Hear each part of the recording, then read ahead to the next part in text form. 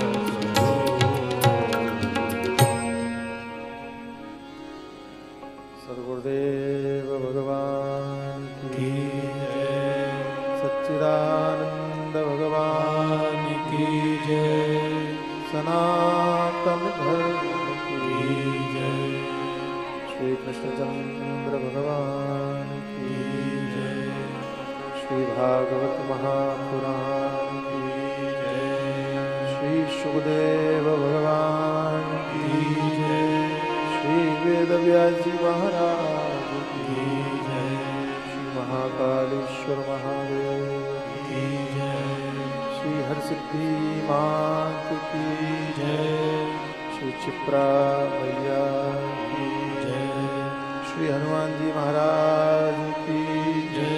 ओम नमः पार्वती पते हर हर महादेव।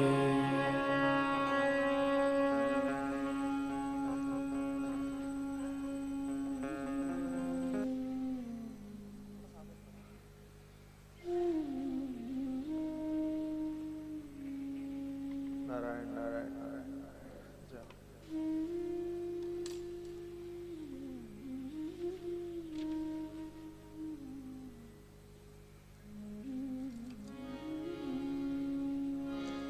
कृष्णं नारायणं वन्दे कृष्णं वन्दे व्रजप्रियं कृष्णं द्वैपायनं वन्दे कृष्णं वन्दे तथासुतं सच्चिदानन्दरूपाय विश्वोत्पत्त्यादिहेतवे तापत्रयविनाशाय श्रीकृष्णा।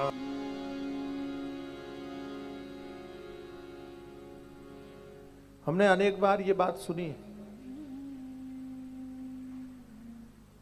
भाग्योदयेन बहुजन्म समर्जितेन सत्संगमं च लभते पुरुषो यदा वै। अनंत जन्मों के पुण्य जागृत होते हैं तब हम लोग संतों का सानिध्य पाते हैं। यह भी मैं कई बार कह चुका हूं, कहता रहा हूं कि संसार में लोग भाग्यशाली उसको मानते हैं जिसके पास में धन हो,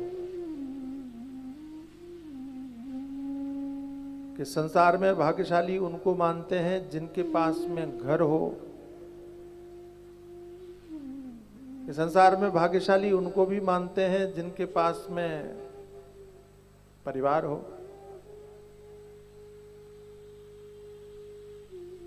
कई लोग तो उनको भी भाग्यशाली मानते हैं जिनके विवाह हो गए हों।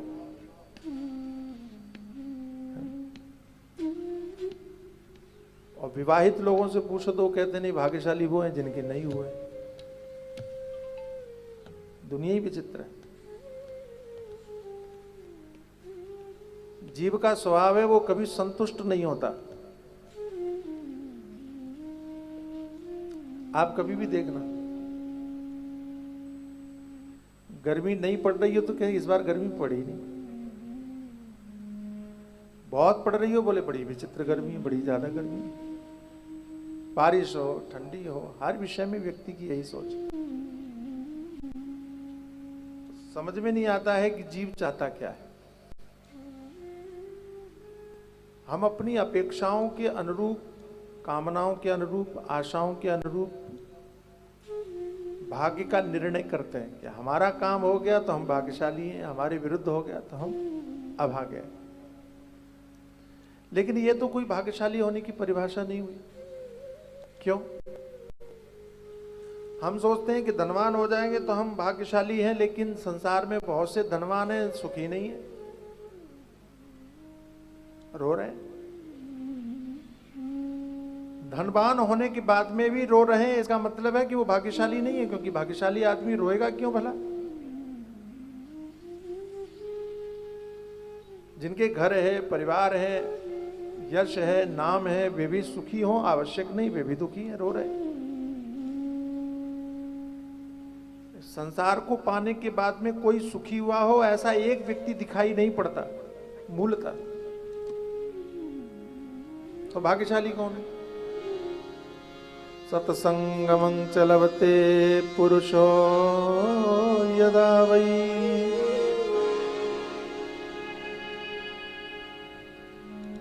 देवर्षि नारद जी कहते हैं कि जिसने संतों का सानिध्य प्राप्त किया वो भाग्यशाली।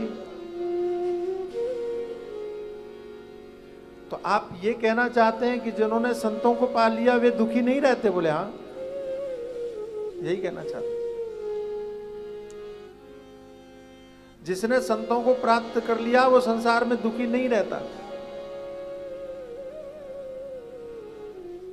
तो कहा महाराज हम लोगों ने भी तो संतों को पाया, हम क्यों दुखी रहते हैं?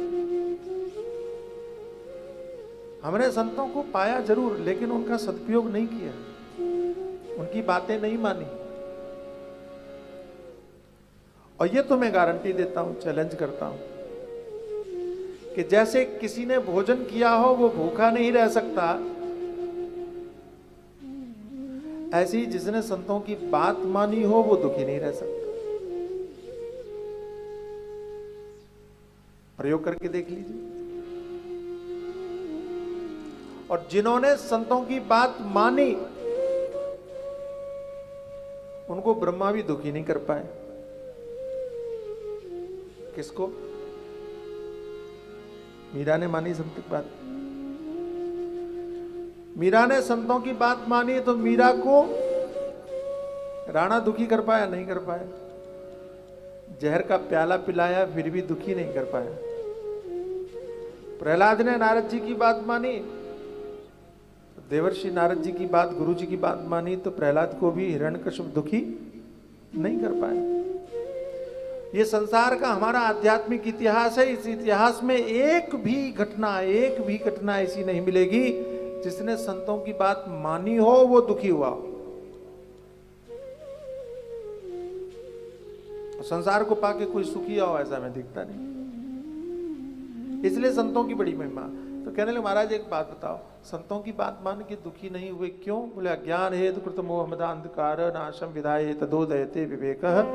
मूलतः दुख का जो कारण है वो कारण हमको समझ में नहीं आता। बिना समझे हम दुख से बचने का उपाय करते हैं। ये हम तो दिन भर भागते हैं ना, भाग दौड़ करते हैं, मेहनत करते हैं, परिश्रम करते हैं, लगे रहते हैं। क्यों लगे रहते हैं? सुखी होने के लिए। और कितनी विचित्र बात है, आप जितनी भागदौड़ करते हो सुख आपसे उतना ही दूर भागता चला जाएगा। प्रैक्टिकल बात है। आप 15 साल पहले की अपनी अवस्था याद करो, आपको लगेगा तब हम ज्यादा सुखी थे। और जितने जितने उलझते जा रहे हैं उतने उतना सुख चैन हमारा छूटता चला जा रहा है, उतने ही हम गिरते चले जा रहे हैं। और ये सब कर क्यों रहे थे? सुखी होने के लिए।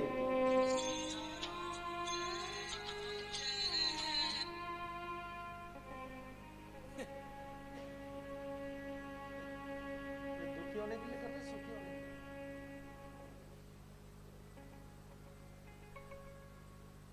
समझ में आया? अच्छा, भागदौड़ हम कर रहे हैं किस लिए? कभी शांति से अपने आप से पूछना। ये कथा दूसरों के लिए है ही नहीं। ये कथा हम दूसरों को सुनाएं इसके लिए नहीं, खुद को सुनना है, खुद को समझना है। कभी शांति से घर में बैठे पूछें अपने आप से, क्यों भागदौड़ कर रहे हो भाई? इसलिए। तो बात तो यही आएगी कि सुखी हो जाएंगे हम, संपन्न हो जाएंगे तो सुखी हो जाएंगे, नाम कमा लेंगे तो सुखी हो जाएंगे, समाज में प्रतिष्ठा बढ़ जाएगी तो सुखी हो जाएंगे। इसी के लिए तो कर रहे हैं। हुआ? नहीं हुआ, और दमजट बढ़ती चली गई। अज्ञान हेतु कृत मोह मदांधकार।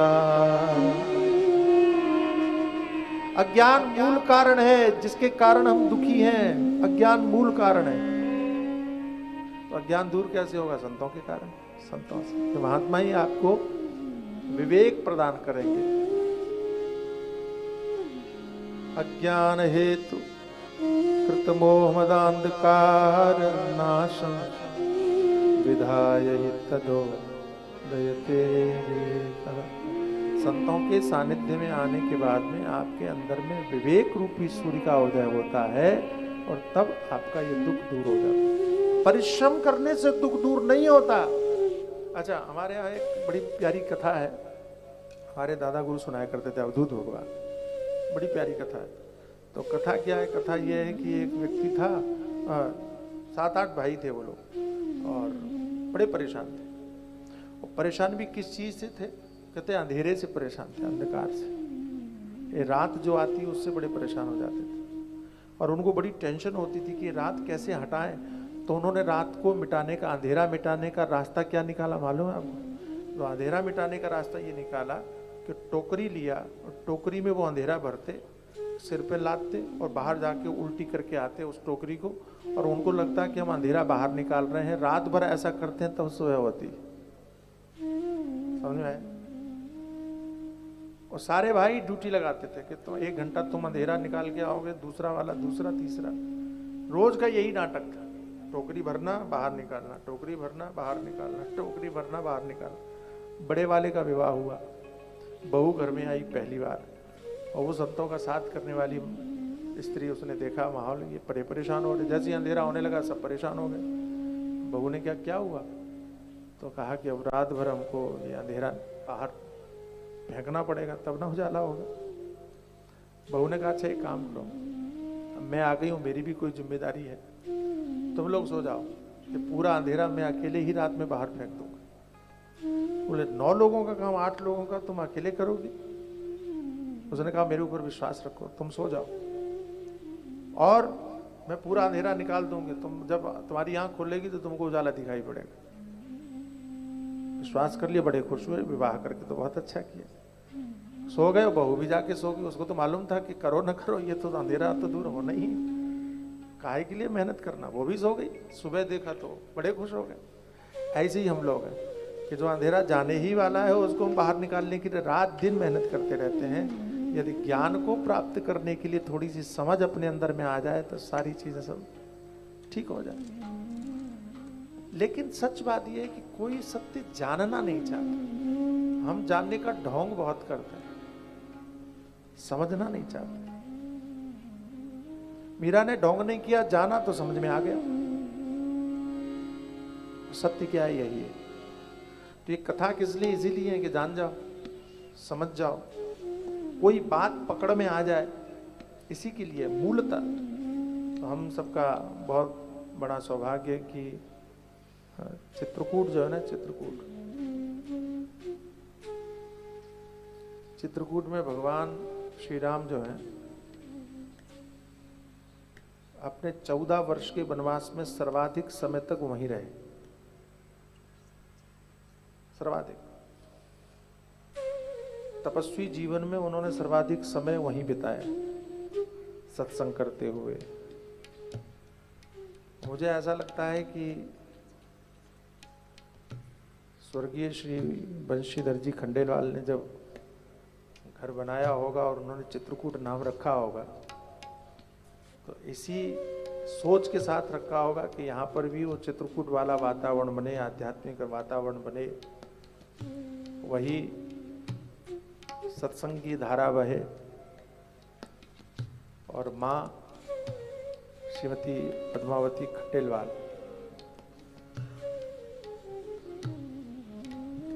मैं इसलिए नहीं कहता कि चित्रकूट से मैं बहुत ज़्यादा जुड़ा हुआ हूँ कि मेरा घर जैसा है। मैं बहुत तटस्थ होकर कहता हूँ कि मैं पूरे भारतवर्ष में नहीं विदेश में भी जाता हूँ, लेकिन आज तक मुझे पद्मावती खंडेलवाल जैसी माँ नहीं मिली। ताली तो बजा ही सकते हो माँ के लिए। अरे जोर से बजाओ, ऐसे नहीं बजाना है। हमारे एक राम जी वो ऐसे ताली बजाते हैं, ऐसे नहीं बजाना। उनके जैसा व्यक्तित्व, उनकी जैसी समझ, जिस ज्ञान की मैं आपसे बात कर रहा हूं ना, जिस समझ की बात कर रहा हूं, उस देवी में हमने देखा उनके जीवन में।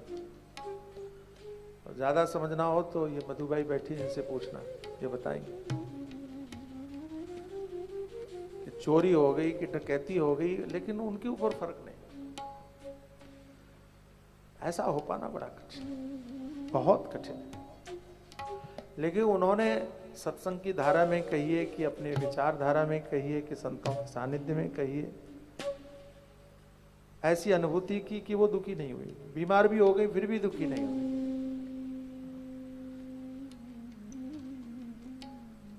और बीमारी अवस्था, अस्वस्थ अवस्था में मैं गया था, कोई मिलने जाता, कहती भजन सुनाना है तो बैठना, बातें करनी तो नीचे जाओ। आप कल्पना कीजिए और सोचिए, विचार कीजिए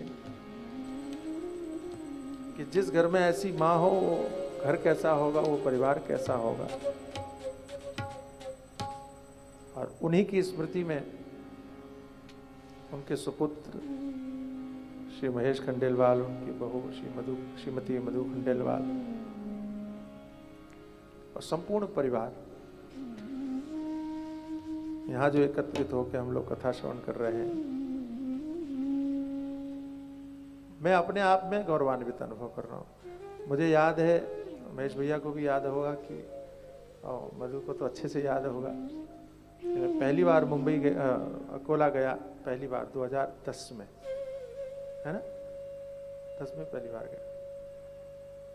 माँ ने सुना, माँ को बहुत अच्छा लगा और न जाने भगवान से क्या कोई पिछले युगों का संबंध रहा होगा, पिछले जन्म का, कि माँ बहुत जुड़ गई। अब कितनी जुड़ी होगी आप सोचिए कि उन्होंने मधु को कहा कि तुम सत्संग सुनने चलो, स्वामी जी बहुत अच्छे हैं। और प्रतिदिन माँ और सावित्री बाई दोनों बैठते और हम लोग बातें करते। पता नहीं क्यों ऐसी बातचीत में माँ ने कहा कि मेरी बहुत इच्छा है कि आपसे मैं भागवत सुनूं। हम लोग जानते नहीं थे, कभी मिले नहीं थे, पहली बार हमारा मिलना था, पहली बार मैं अकोला गया था।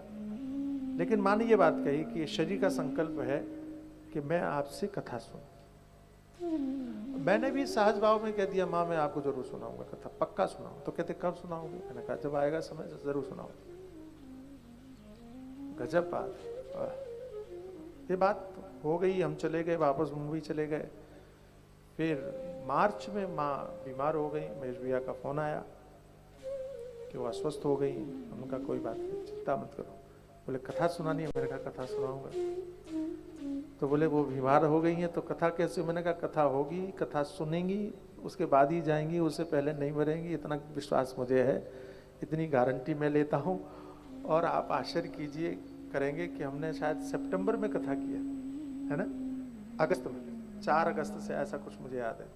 अगस्त में हमने कथा किया और माँ मार्च में बीमार हुई थी, अगस्त में कथा की। अगस्त तक माँ एकदम स्वस्थ थी और एक वीडियो में अभी भी देखता हूँ, उसमें वो नृत्य कर रही है, वो नाच रही। कोई नहीं कह सकता कि माँ बीमार थी। और उसके बाद कथा पूरी हुई और 2-3 महीने के बाद में माँ का शरीर और गिरने लगा, शरीर पूरा हो गया। मेरा मतलब देखिए, उनका निश्चय, उनका निर्णय इतना पक्का, इतना दृढ़ कि कथा भी सुनी और आराम से सहज भाव से जैसे जाना चाहिए वैसे गई। और चित्रकूट हमारे हवाले करके गए, बोले इसका ध्यान रखना, हमको सौंप करके गए। और बड़ी निश्चिंत थी कि परिवार एक संत से जुड़ा है, अब हमें कोई चिंता की बात। कितने आनंद की बात। उन माँ की स्मृति में और बाबूजी की स्मृति में पूरा परिवार यहाँ एकत्रित है और हम कथा कहेंगे। वास्तव में आनंद आएगा, आप लोग भी आनंद लेंगे, ये सौभाग्य। और मैं आवाहन करूंगा कि वे जहाँ भी जिस लोक में हो, पितृलोक में हो, कहीं भी हो, चाहे हमारे बाबूजी श्री बंशीधर जी खंडेलवाल, चाहे माँ श्रीमती पद्मावती खंडेलवाल, उनका आवाहन करेंगे। और जितने यजमान हैं जिनकी पोथी यहाँ पर पाठ हो रहा है, जिन्होंने अपने अपने पूर्वजों के निमित्त यहाँ पोथी रखी है, हम इन ब्राह्मण देवताओं से कहेंगे कि उन सबका आवाहन करेंगे, बाकायदा उनका नाम पुकार करके आवाहन करेंगे। वे जिस लोक में हो, जहाँ हो, इस उज्जैन की अवंतिका की पावन धरा पर, महाकाल की पावन भूमि पर उनके निमित्त हम पाठ करके और उनके कल्याण की कामना करेंगे, उनकी प्रसन्नता की कामना करेंगे। और मैं यहाँ उज्जैन की भूमि पर बैठ के आपको विश्वास दिलाता हूँ कि ये जो ब्राह्मण देवता यहाँ उज्जैन में पाठ कर रहे हैं अवंतिकापुरी में, आपके पूर्वजों को बड़ी प्रसन्नता होगी और उनकी प्रसन्नता का अनुभव आपको होगा, ये मैं विश्वास पूर्वक कहता हूं। आइए।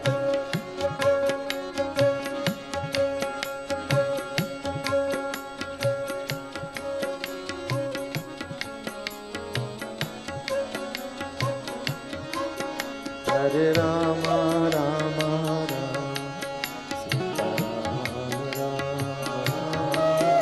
हरे राम राम राम सीता राम हरे राम राम राम सीता राम हरे राम राम राम सीता हरे राम हरे राम राम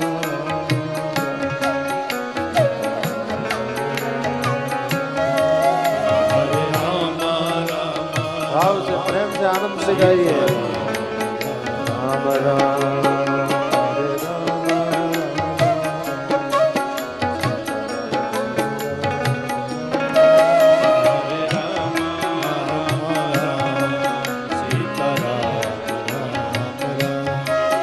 हरे राम राम सीता राम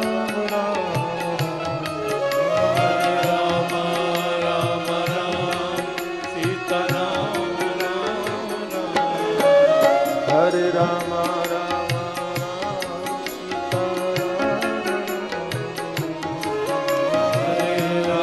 राम राम सीता हरे राम राम राम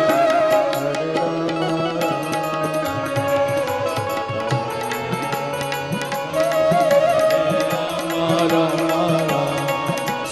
राम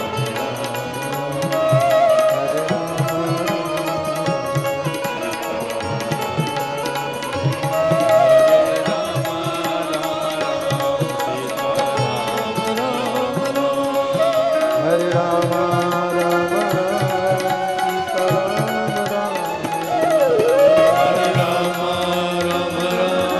सीता राम हरे राम राम राम सीता राम हरे राम राम राम सीता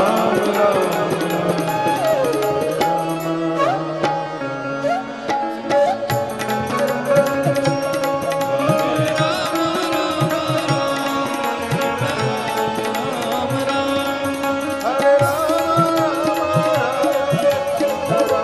राम सीता हरे राम राम राम सीता राम राम राम सीता राम सीता राम राम राम राजा राम राजा राम राम राम सीता राम सीता राम राम राम श्री रामचंद्र भगवान की जय। कथा की परंपरा महात्म कथा कहते हैं, महिमा समझाते हैं। उसका कारण यह है कि बचपन से हमको संसार की महिमा समझाई गई। छोटे छोटे बच्चों को ना हम रुपए दिखाते हैं कि इसकी कीमत, इसकी वैल्यू।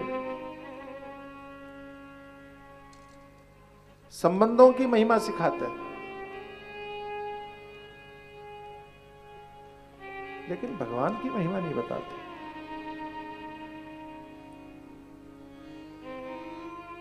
भगवान से जोड़ने की बात तो करते हैं, थोड़ा प्रणाम करवा देंगे, हाथ जुड़वा देंगे, लेकिन जीवन में भगवान का महत्व क्या है ये कभी हम बच्चों को सिखाते नहीं, समझाते नहीं।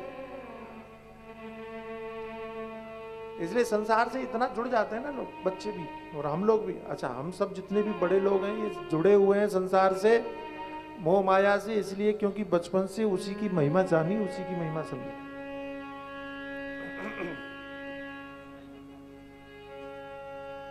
लेकिन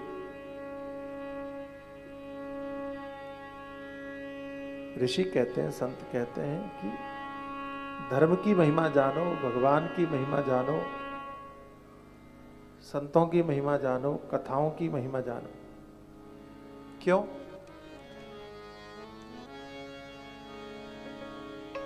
धनानि भूमौ पशवश्च गोष्ठे नारी गृहत्वादि श्मशान। जिस धन की महिमा को आप जानते हो वो धन मरने के बाद में यहीं गड़ा रह जाएगा, इस संसार में रह जाएगा, साथ नहीं जाएगा। पशु पशवश्च गोष्ठे, पशु यहीं बंधे रह जाएंगे। पत्नी नारी गृहद्वार जना श्मशाने।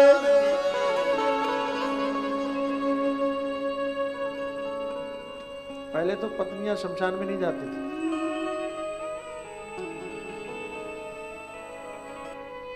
हमारे यहां मान्यता ऐसी कि स्त्री कोमलांगी होती है, उसको ऐसी जगह नहीं जाना चाहिए।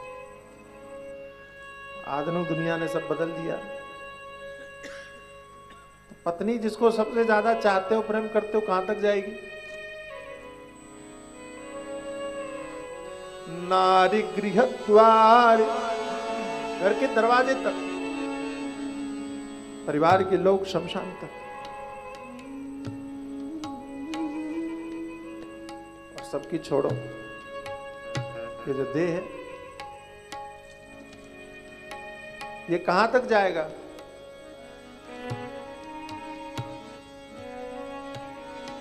देहश्चिताया परलोक मार्गे। और देह केवल चिता तक साथ देगी। तो ऋषि ने पूछा कि अच्छा एक बात बता, मरने के बाद में साथ जाएगा कौन? कोई जाएगा? बोले हाँ। कौन? धर्मानुगो गच्छत जीव एकः। आपका धर्म साथ जाएगा, आपने जो कुछ किया है ना वो साथ में जाएगा। इसलिए धर्म समझ में आना चाहिए, कर्म समझ में आना चाहिए, अध्यात्म समझ में आना चाहिए, भगवान समझ में आना चाहिए। जो मूल है जीवन का वो समझ में बचपन से आना चाहिए। दुर्भाग्य से हमने नहीं सीखा, दुर्भाग्य से हमको पता ही नहीं चला। दुनियादारी में पढ़ते चले गए। इसलिए महात्मा का भागवत सुनना चाहिए। क्यों? भागवत कथा है, ठीक है। कथा क्या करती है? व्यथाओं को दूर करती है। संसार में जितने सुनाते हैं सब व्यथा सुनाते हैं। अच्छा, आप किसी के पास में बैठ जाओ, किसी से भी चर्चा करने लग जाओ, अगर 15 मिनट तक आपने चर्चा की ना, 20वें मिनट में वो आदमी अपना रोना रोने बैठ जाएगा आपके पास,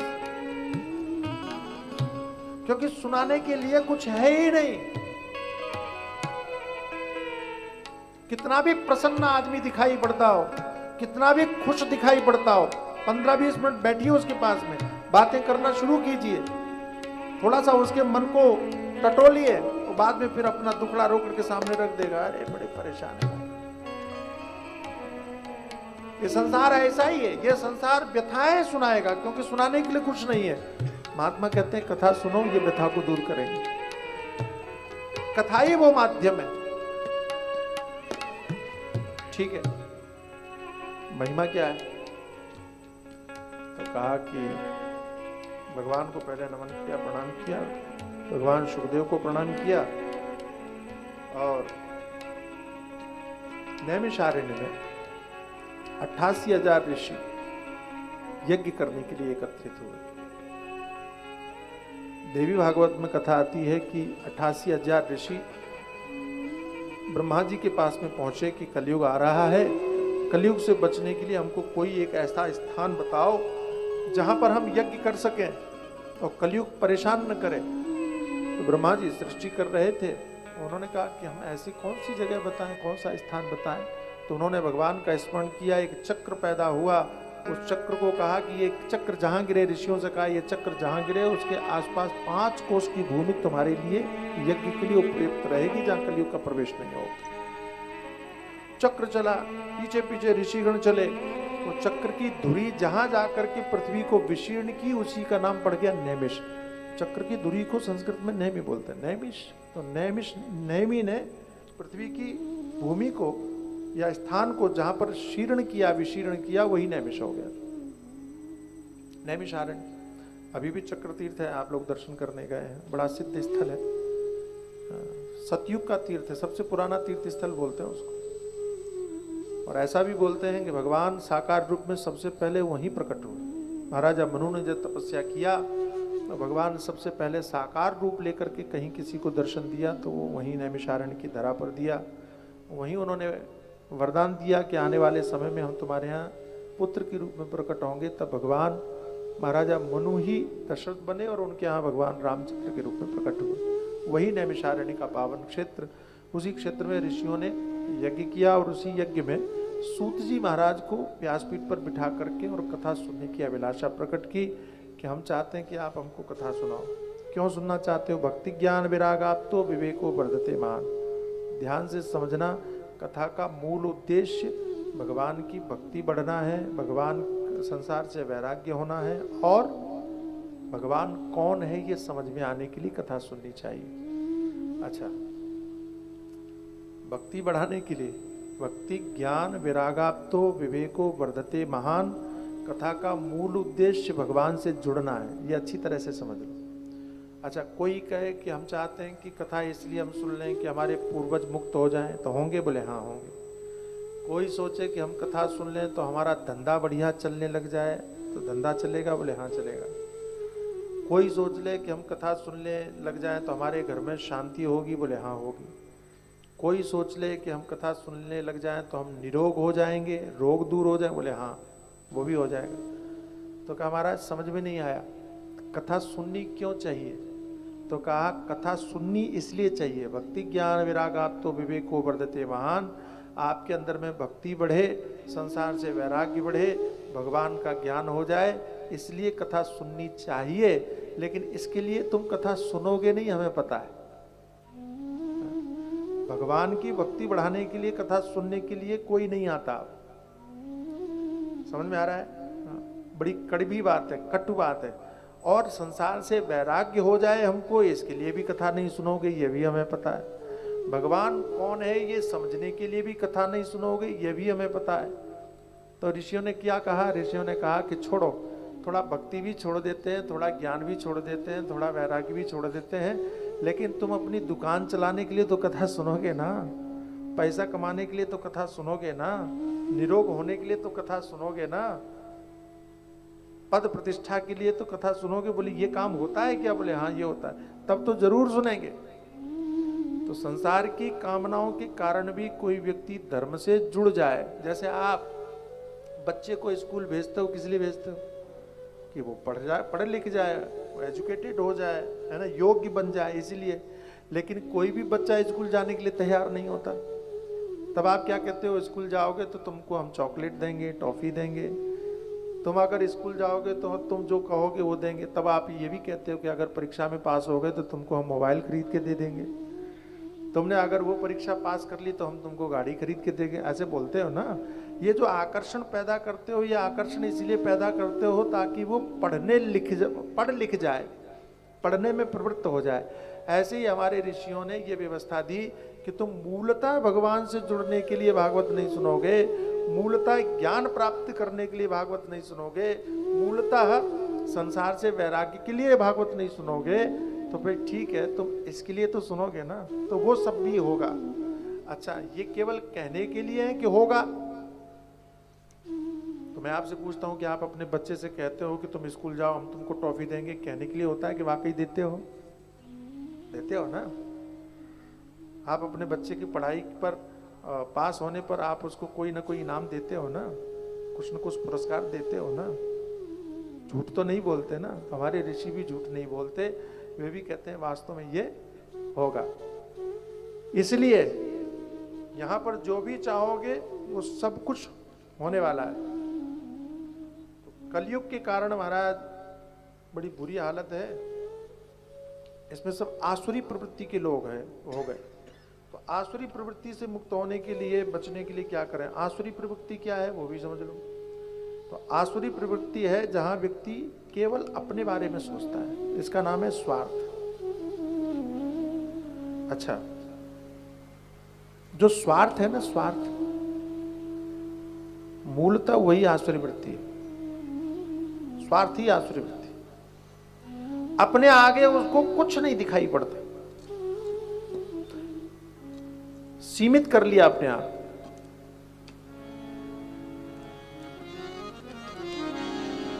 ये घोरे कलौ प्रायो जीवश्चाश्रुतां गता। जब आदमी अपने आप को सीमित कर लेता तो गंदा हो जाता है, विचारों से भी, स्वभाव से भी। और फिर आप सोचो कि गंदगी में भगवान आए, ये तो संभव नहीं। भगवान कब आएंगे? जब आपके यहां सफाई हो। इसलिए हम लोग गाते हैं आजकल, हमने आंगन नहीं बुहारा, हमने आंगन नहीं बुहारा, कैसे आएंगे भगवान, कैसे आएंगे भगवान। हमने आंगन नहीं बुहारा, आंगन नहीं बुहारा, कैसे आएंगे भगवान, कैसे आएंगे भगवान। चंचल मन को नहीं संवारा, चंचल मन को नहीं संवारा, कैसे आएंगे भगवान, कैसे आएंगे भगवान। चंचल मन को नहीं संवारा, चंचल मन को नहीं संवारा, कैसे आएंगे भगवान, कैसे आएंगे भगवान।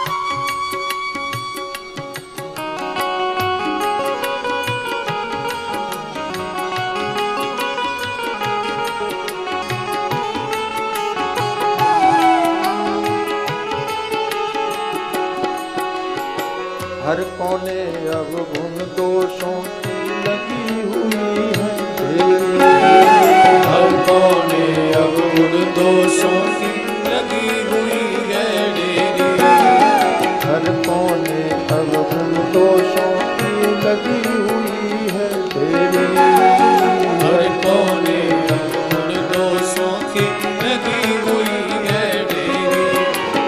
नहीं ज्ञान की किरण कहीं हर कोठरी अंधेरी, नहीं ज्ञान की किरण कहीं भी हर कोठरी अंधेरी।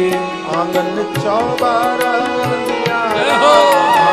चौबारा अंधियारा, कैसे आएंगे भगवान, कैसे आएंगे भगवान। आंगन चौबारा अंधियारा, आंगन चौबारा अंधियारा, कैसे आएंगे भगवान, कैसे आएंगे भगवान। हमने आंगन नहीं बुहारा, आंगन नहीं बुहारा,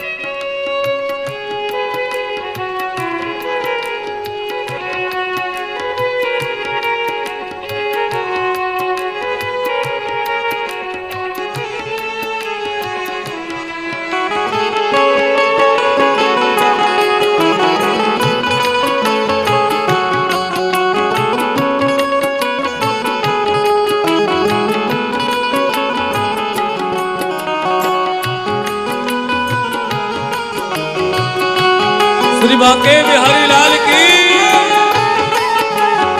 ताली की सेवा करते हुए सभी लोग।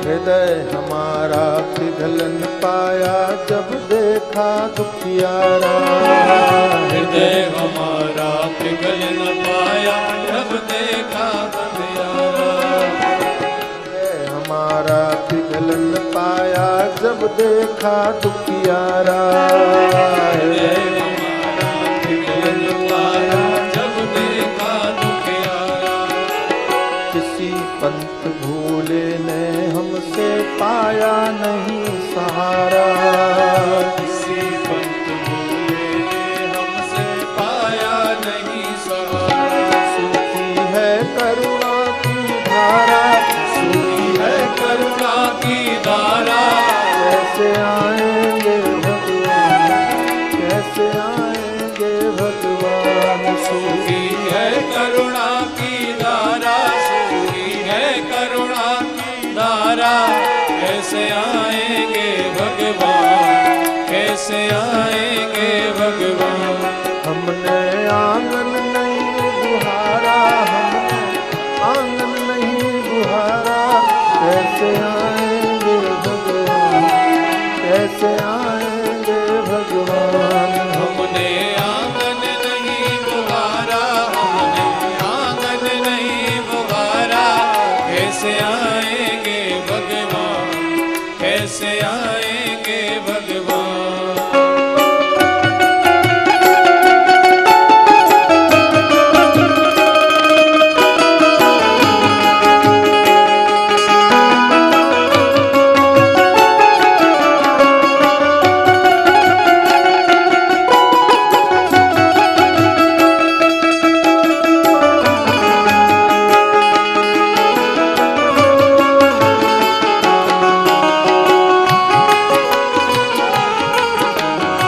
श्री राधा रानी सरकार की जय हो।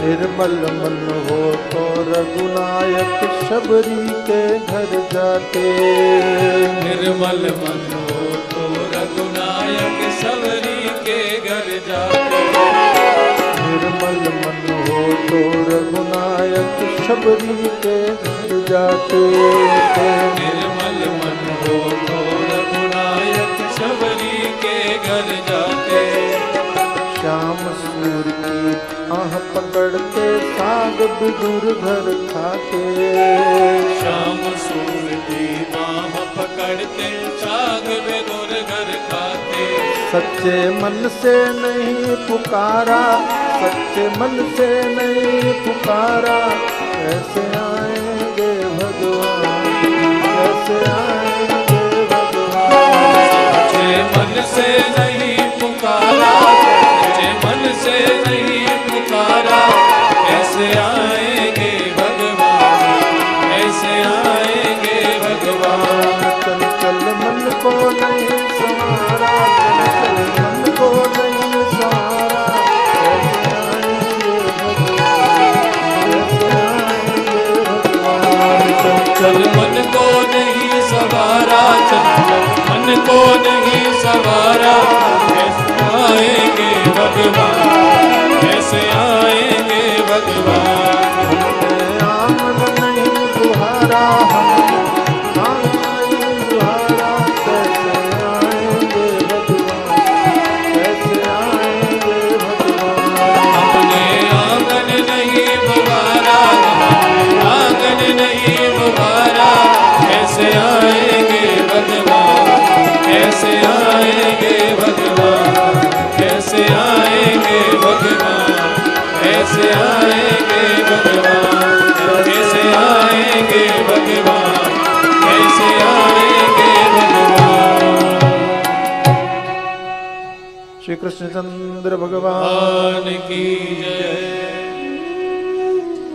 हे घोरे कलौ प्रायो जीवश्चाश्रुतामृतः।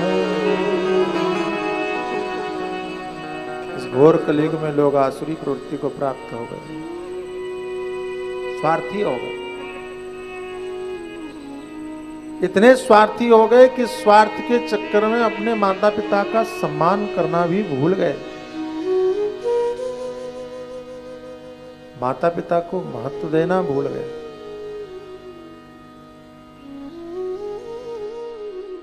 अच्छा एक बात बताओ,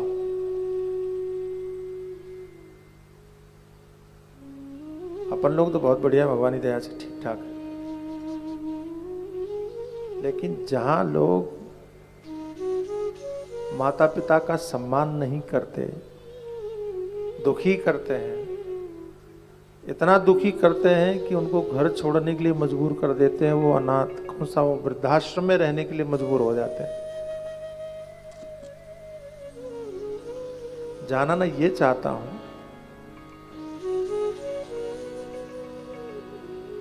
कि जब तक विवाह नहीं होता तब तक तो कोई माता पिता का अपमान नहीं करता। ये विवाह के बाद में ऐसा क्या होता है भाई कि माता पिता को दुखी करने लगते हैं, कि माता पिता खटकने लगते हैं। अच्छा एक बात और समझ में नहीं आती मुझे, बेटियां सब अच्छी होती है ना, कोई बेटी खराब होती? अरे बोलो, तुम लोग तो बिल्कुल मूर्ति बने बैठे हो। बेटियां कोई बुरी होती हैं क्या? सब अच्छी होती। तो ये बहुएं बुरी कहां से आ जाती? आसमान से?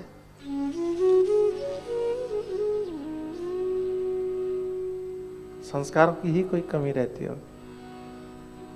ए घोरे कलौ प्राण, इतने स्वार्थी हो गए हम। और ये स्वार्थी होना कोई और बात नहीं, असुर होना है, राक्षस होना है, कि जहां आप इतने अंधे हो जाओ कि अपने माता पिता को भी न देख पाओ, जिन्होंने आपको पाल पोस करके बड़ा किया, आपको वे ही दुश्मन लगने लगे, शत्रु लगने लगे। इससे बड़ा तो दुर्भाग्य और अभागापन कुछ हो नहीं सकता। ये गौरे, हमने अपने पौराणिक इतिहास में आज तक कभी ऐसा देखा नहीं, सुना नहीं कि कभी किसी बेटे के कारण माता पिता को घर त्यागना पड़ा।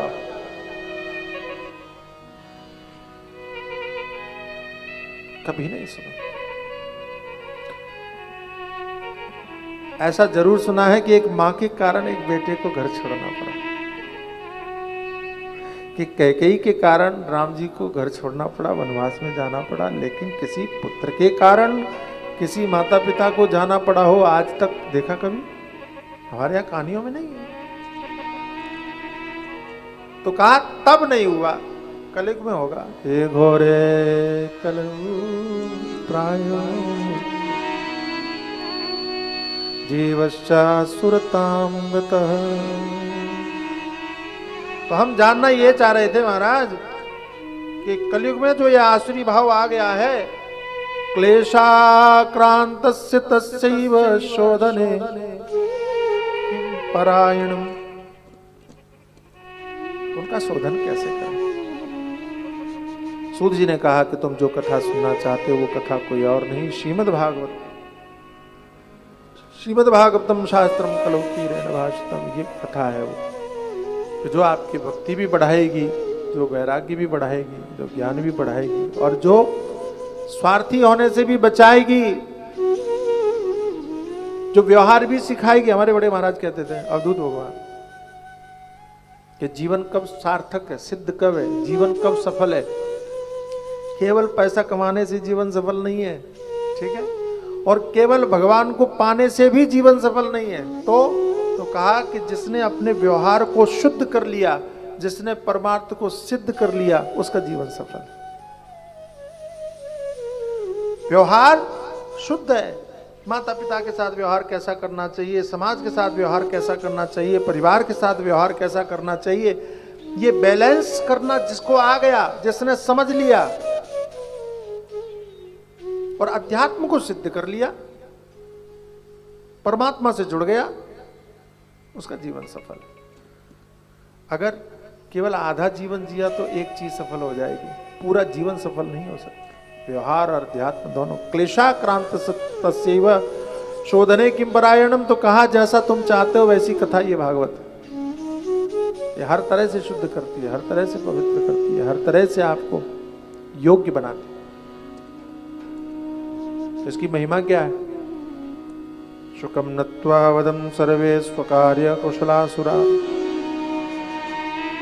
कथा सुधाम प्रयच्छस्व गृहीत्वैव सुधामिमां, क्व सुधा क्व कथा लोके क्वचा क्वकाच क्व मणिर्महान्, ब्रह्मरातो विचार्येवं तदा देवं जहास।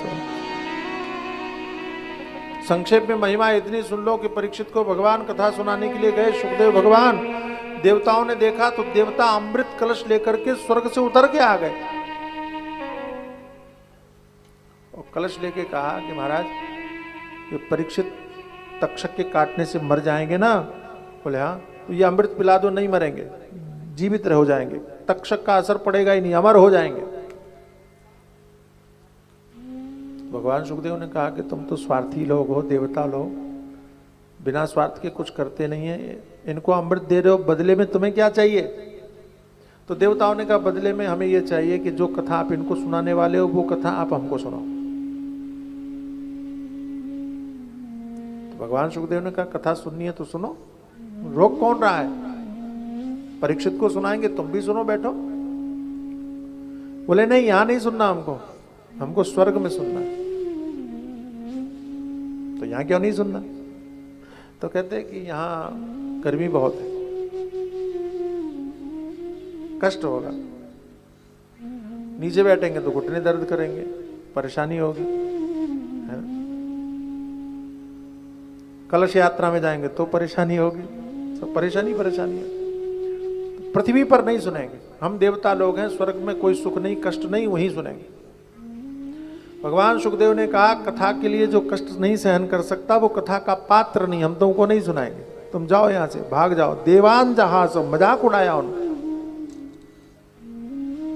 तो कहा तुमने कभी सुना है कि मणि के बदले में किसी ने कांच खरीदा हो? बोले नहीं। मणि देके कोई कांच लेता है क्या? बोले नहीं। तो कथा देके, अमृत लेके तुमसे कथा कैसे दे दें? क्व स्वधा क्व कथा लोके,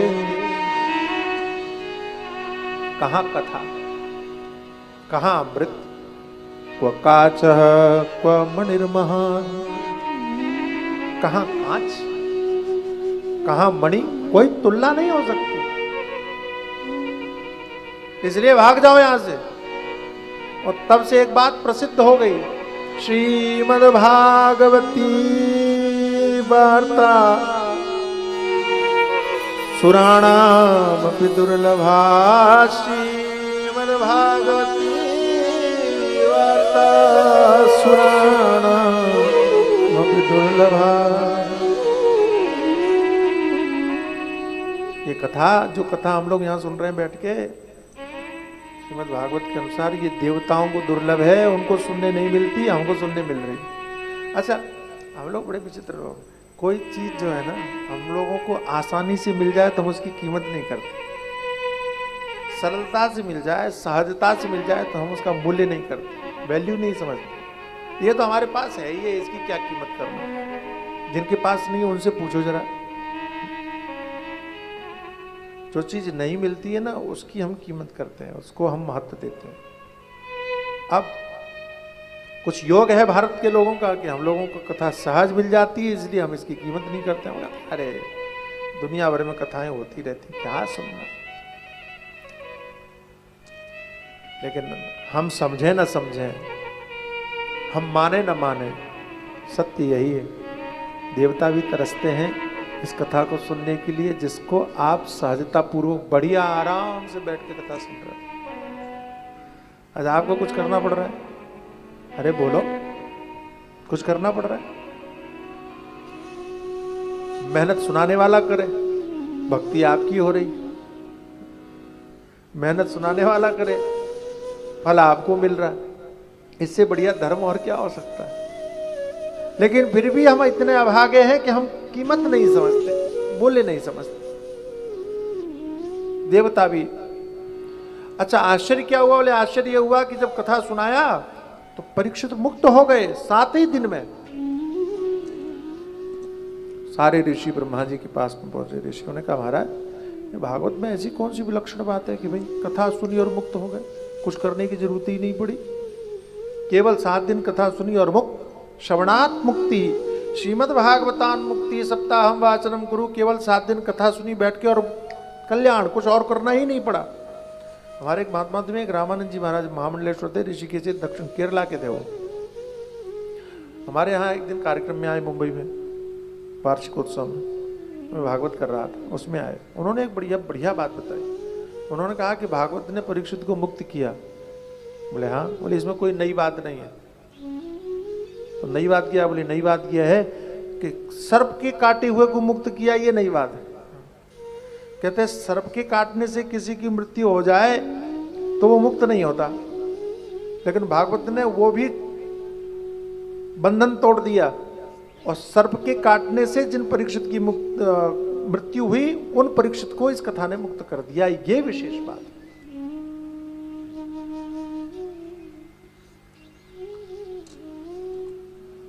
ऋषियों ने जब कहा, ब्रह्मा जी ने कहा तुम्हें पता नहीं, ये श्रीमद् भागवत सामान्य नहीं है। मे निरे भगवत रूपम शास्त्रम भागवतम कलौ पठनात् श्रवणात् सत्यो वैकुंठ फलदायकम। ये जो श्रीमद् भागवत है ये सामान्य नहीं है, साक्षात भगवान का स्वरूप है। श्रीमद् भागवताख्योयम, ये जो भागवत है क्या है? साक्षात भगवान का स्वरूप है। इसको पढ़ने से, श्रवण करने से वैकुंठ मिलता है। वैकुंठ का मतलब क्या है? वैकुंठ का मतलब कोई लोक मत समझ लेना है। वैकुंठ का मतलब है कुंठा रहित जीवन हो जाता है, गांठ नहीं रहती जिंदगी में। कहता हूं अच्छा, हम लोग अभी गांठों में जी रहे हैं। किसी को देख के चिढ़ जाना, किसी का व्यवहार देख के चिढ़ जाना, किसी का धन देख के चिढ़ जाना, किसी का स्वभाव देख के चिढ़ जाना, किसी का रूप देख करके चिढ़ जाना। ये जो गांठें हमने बना रखी है ना, ये कथा उन गांठों को गलाने का काम करती है। ग्रंथ रहित जीवन। हमारे महात्मा कहते थे इसको ग्रंथ क्यों कहते हैं? बोले ग्रंथ इसलिए कहते हैं क्योंकि हमारी गांठों को मिटाने का काम करते हैं, ग्रंथियों को मिटाने का काम करते हैं। अच्छा, हम अपनी गांठों के कारण ही ज्यादा दुखी हैं। संसार में दुख है नहीं इतना जितना हम दुखी हैं। कई बार मैंने अनुभव किया कि पहले लगता है कि ये नहीं था इसलिए हम दुखी थे, वो हो गया फिर भी सुखी नहीं है। उसका कारण एक ही है कि हमने गांठ बना रखी थी। वो गांठ हमको ग्रंथि ज्यादा दुखी देती है, और वो जब पूरा हो जाता है तो दूसरी गांठ बना लेते हैं, तीसरी गांठ बना लेते हैं, चौथी गांठ। गांठें तैयार है हमारी, और वो गांठें ही हमको दुखी करती रहती। नारद जी ने ये कथा कहाँ सुनी? और हाँ, ये कथा सबसे पहले किसने सुनी? बोले भगवान नारायण ने ब्रह्मा जी को यह कथा सुनाई। ठीक है, ब्रह्मा जी ने नारद जी को सुनाई, यह भी ठीक है। नारद जी ने वेदव्यास जी को, वेदव्यास जी ने सुखदेव को, सुखदेव ने परीक्षित को भी सुनाया और सूत जी को भी सुनाया। इसी परंपरा से कथा चली आ रही। 7 दिन की कथा कहते हैं नारद जी ने सुनी। नारद जी ने कहा सुनी? तब बताया। एक बार की बात, देवर्षि नारद जी पृथ्वी पर आए। कहते पहले पृथ्वी पर बहुत आते थे नारद जी। इस झंझट के बाद में उन्होंने आना छोड़ दिया, कलयुग आ गया था। उसके बाद में आए तो यहाँ ऐसे झंझट में पड़े। उन्होंने कहा कि नहीं, अब जब तक कलयुग रहेगा तब तक अब हम नहीं आएंगे। पृथ्वी पर आना छोड़ दिया।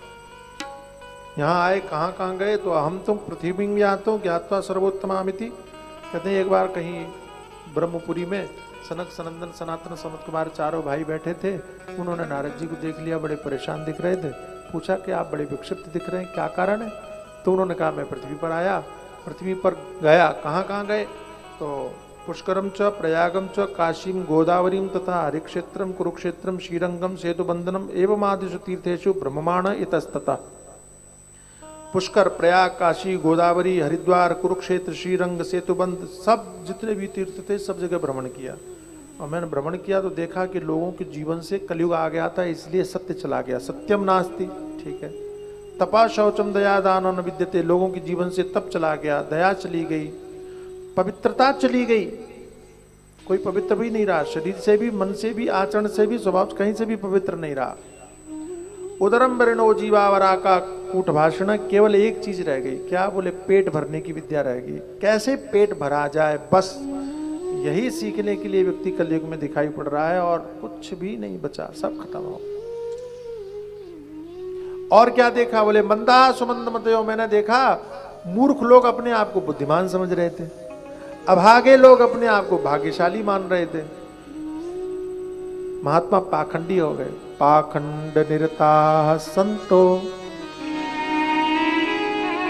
और विरक्ता सपरिग्रह, विरक्त परिग्रही हो गए। तरुणी प्रभुता के श्यालगो बुद्धिदायक, और घर की मालकिन जो है ना, घर की स्वामिनी स्त्रियां हो गई।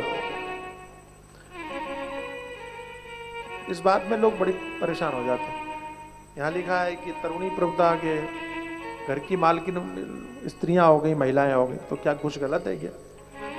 घर की महिलाओं को घर का मालिक नहीं होना चाहिए? अच्छा, हमारे यहाँ तो स्त्रियों को गृह लक्ष्मी कहते हैं, घर की लक्ष्मी। तो जब घर की लक्ष्मी है तो घर की मालकिन होने में क्या समस्या है? घर की स्वामिनी होने में क्या समस्या है?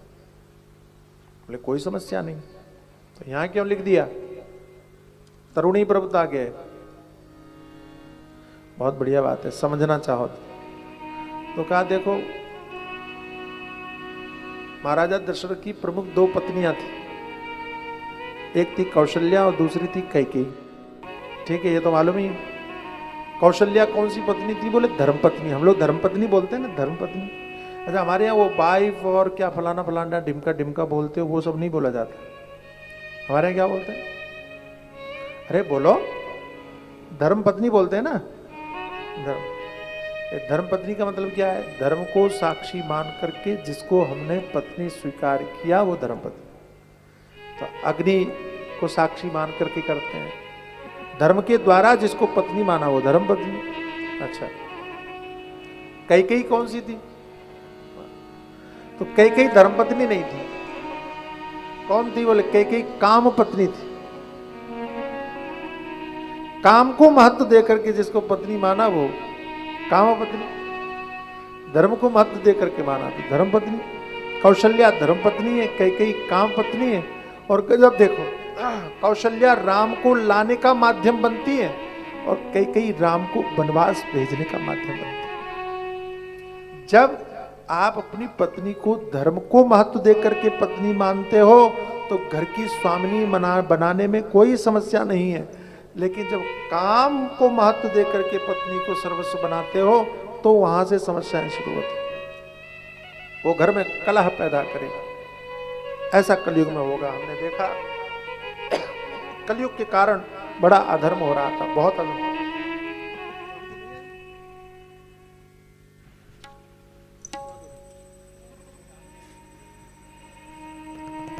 तो ये भजन गाएंगे हम लोग एक छोटा सा, और फिर आज कथा को विश्राम करेंगे। आप थक गए हैं और अभी सूचना मिली कि स्वामी जी किसी कारण से नहीं आ पा रहे हैं। प्रणवानंद जी महाराज ये आ गया उनके आश्रम में।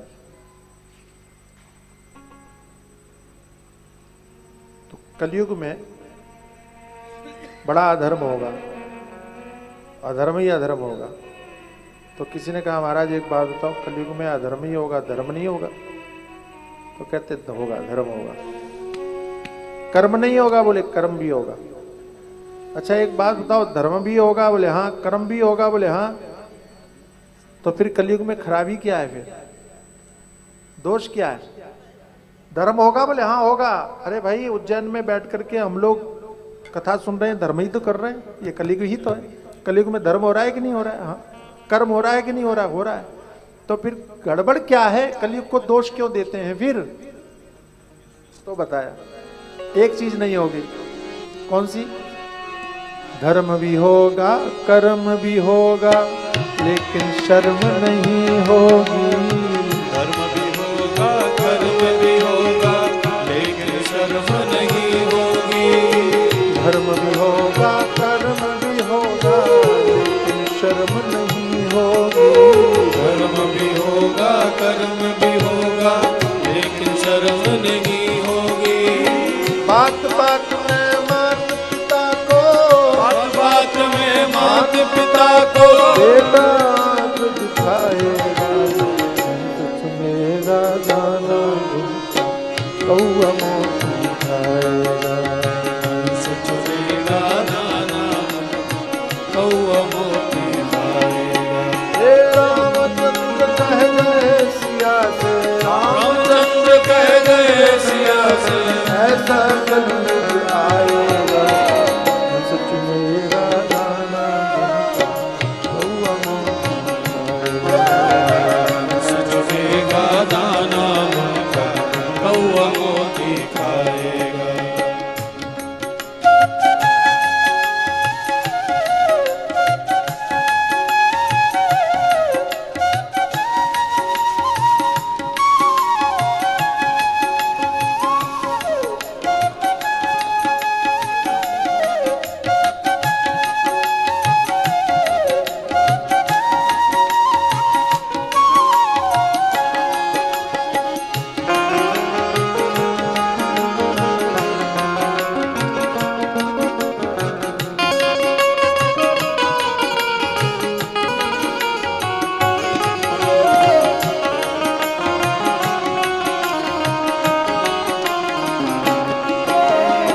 सुनो सिया कलयुग में काला धन और काले मन होंगे। सुनो सिया कलयुग में काला धन और काले मन होंगे। हे सुनो सिया कलयुग में काला धन और काले मन होंगे। सुनो सिया कलयुग में काला धन और काले मन होंगे। चोरू चलते नगर से हरि भक्त निर्धन होंगे। चोर चक्के नगर से निर्धन होंगे। हे जो होगा लोभी और भोगी, जो होगा लोभी और भोगी वो योगी कहलाएगा सच मेरा दाना गुण का से चुनेगा दाना उनका कौआ मोती खाएगा।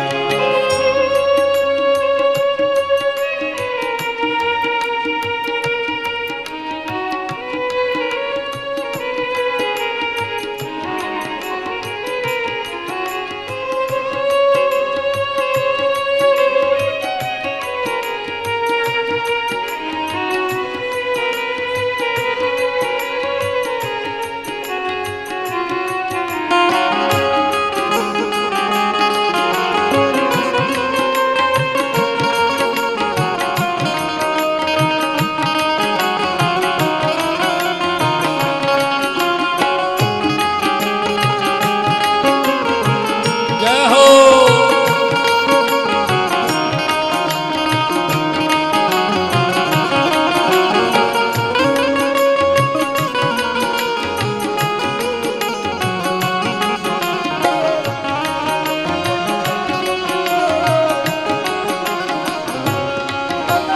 मंदिर सोना सोना होगा भरी रहेगी मधुशाला।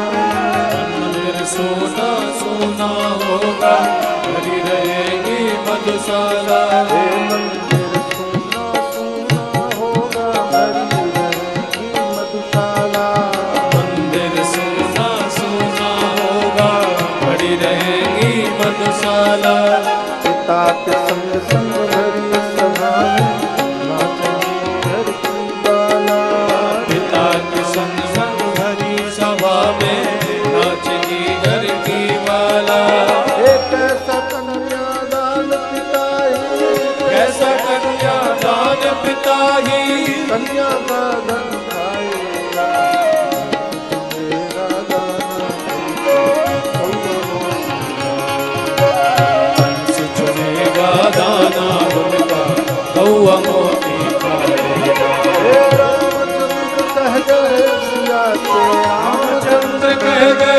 मैया से ऐसा संकट आएगा,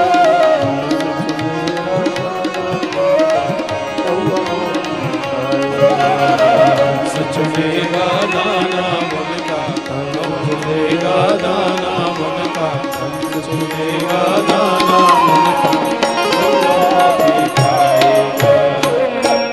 रामचंद्र भगवान की जय। नारद जी कहते हैं कि मैं चलते चलते और वृंदावन में गया, तत्राश्चर्य मया दृष्टम शूयताम तन्मुनीश्वर। वहाँ मैंने एक आश्चर्य देखा, एक कोई युवती बैठी हुई थी, दो बच्चे बेहोश मूर्छित पड़े हुए थे। तो मेरे को दया आई। नारद जी कहते हैं कि मैं उधर से निकला तो ठहर गया, और जैसे ही ठहरा तो उस देवी ने दूर से देख करके हमको पुकारा, भो भो साधो क्षणम तिष्ठ मत चिंताम अपिनाशय दर्शनम तब लोकस्य सर्वदा गहरम परम। हे महात्मा जी ठहर जाइए, मेरे पास आइए, और मुझे विश्वास है कि आप अगर आएंगे तो मेरा दुख दूर हो जाएगा। क्यों? क्योंकि संतों के दर्शनम तब लोकस्य सर्वदा गहरम परम। संतों के दर्शन संपूर्ण पापों को हरण करने वाले हैं, ऐसा भक्ति देवी ने कहा। और तब नारद जी रुके। फिर आगे क्या संवाद हुआ मैं आपको कल सुनाऊंगा। आज सवेरे से आप लोग भाग दौड़ में लगे हैं, और अभी पूजन भी बाकी है, शेष है, तो थोड़ा पहले कुछ आहार लेकर के सब लोग पूजन वगैरह कर लेंगे। कल से फिर हम नियम से 10 बजे इकट्ठे होंगे, आराम से कथा सुनेंगे। आप लोग थोड़ा जल्दी तैयार होना, बस इतना निवेदन है ना, थोड़ा जल्दी करना पड़ेगा। शाम को फ्री है, सुबह थोड़ा जल्दी करना पड़ेगा ताकि ठंडे ठंडे में सब कार्यक्रम हो जाए।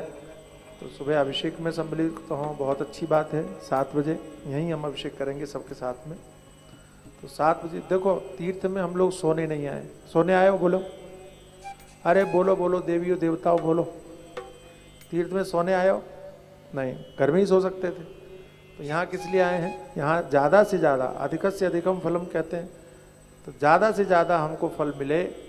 तो जितना भी हम 6 दिन शेष हैं, तो 6 दिन में हम अभिषेक में भी सम्मिलित हो जाएं, पूजन भी कर लें, कथा भी सुन लें, और अगर समय मिलेगा और मन करेगा तो शाम को कभी भजन भी कर लें, है ना।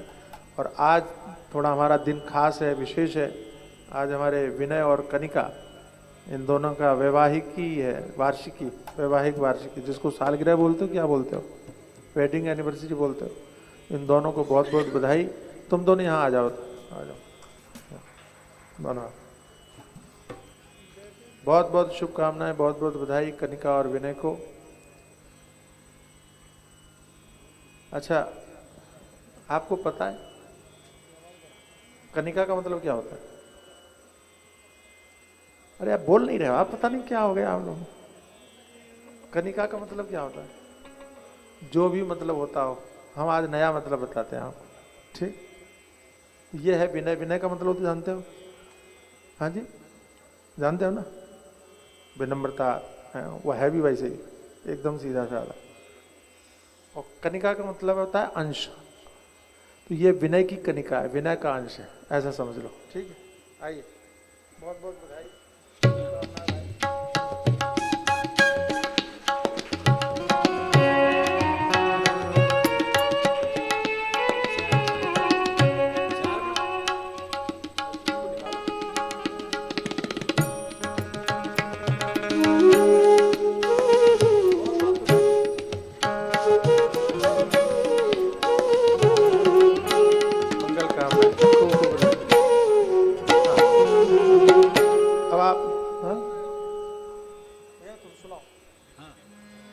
बस आरती के लिए आप लोग आ जाइए, फिर आरती करें।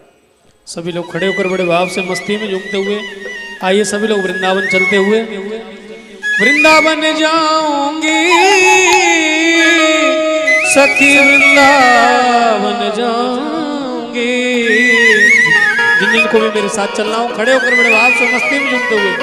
ओ बाजे मोरली, ओ बाजे मोरली, बाजे मोरली, अपना तेरे सखी वृंदावन जाऊंगी। बाजे मोरली, अपना तेरे सखी वृंदावन जाऊंगी। वृंदावन जाऊंगी सखी, वृंदावन जाऊंगी। वृंदावन जाऊंगी सखी वृंदावन जाऊंगी। ओ मेरे उठे मेरे उठे मेरे उठे मेरे के पीर सखी वृंदावन जाऊंगी। मेरे उठे मेरे के पीर सखी वृंदावन जाऊंगी।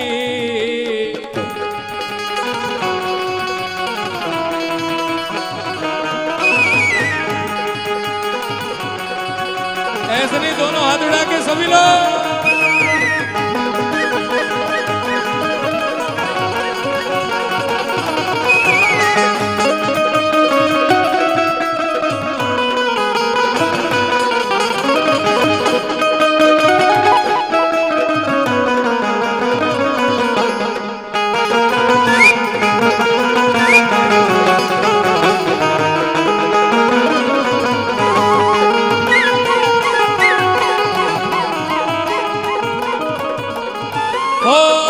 सलोनी सूरत की दीवानी हो गई। सलोनी सूरत की दीवानी हो गई। मैं कैसे डरूं अब देर सकी वृंदावन जाऊंगी। मैं कैसे डरूं अब देर सकी वृंदावन जाऊंगी। वृंदावन जाऊंगी सखी वृंदावन जाऊंगी। वृंदावन जाऊंगी सखी अब लौट न पाऊंगी। बाजे मुरली बाजे मुरली बाजे मुरली अमना तेर सखी वृंदावन जाऊंगी। बाजे मुरली अमना तेर सखी वृंदावन जाऊंगी।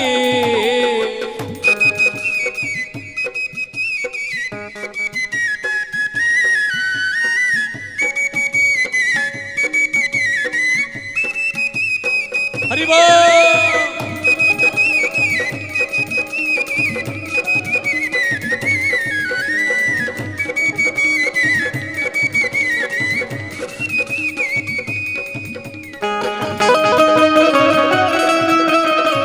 वृंदावन बांके बिहारी लाल की जय हो।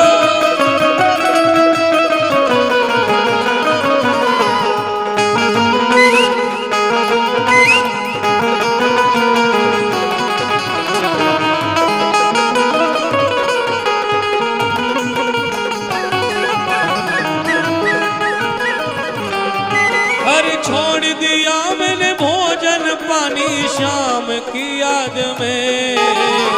छोड़ दिया मैंने भोजन पानी शाम की याद में।